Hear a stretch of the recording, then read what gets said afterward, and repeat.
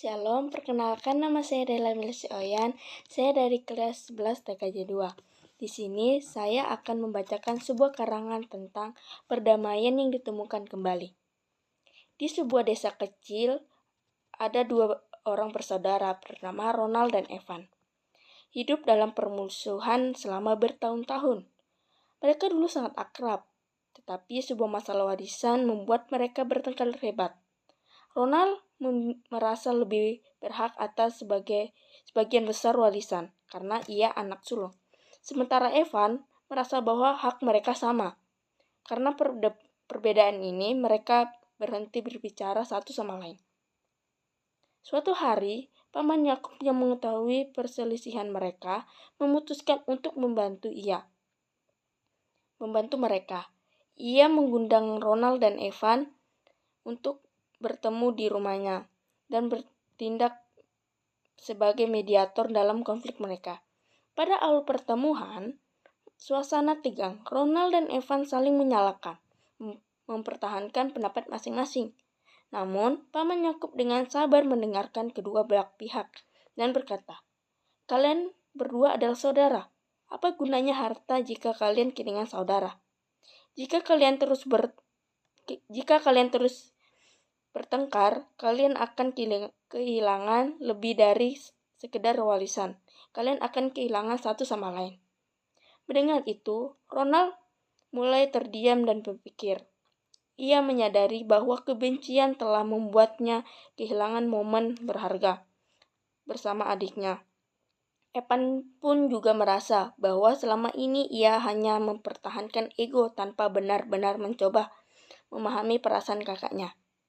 Dengan bantuan Paman Yakub, mereka mulai berbicara lebih tenang. Mereka mencari solusi yang adil untuk warisan. Tetapi yang lebih penting, mereka akhirnya berdamai. Mereka saling memaafkan dan menyadari bahwa hubungan keluarga jauh lebih berharga daripada harta benda. Saat pertemuan berakhir, Ronald berkata, "Terima kasih Paman Yakub. Atas mediasi ini, mungkin kami tidak akan pernah berdamai." Evan mengangguk setuju.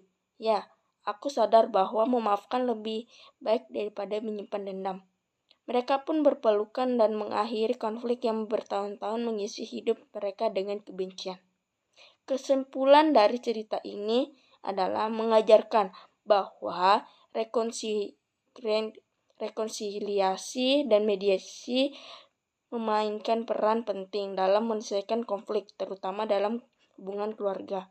Ketika terjadi perselisihan berlarut-larut seperti yang dialami Ronald dan Evan, rekonsiliasi dapat tercapai melalui pengampunan dan pemahaman dan kesediaan untuk berbicara dengan hati yang terluka.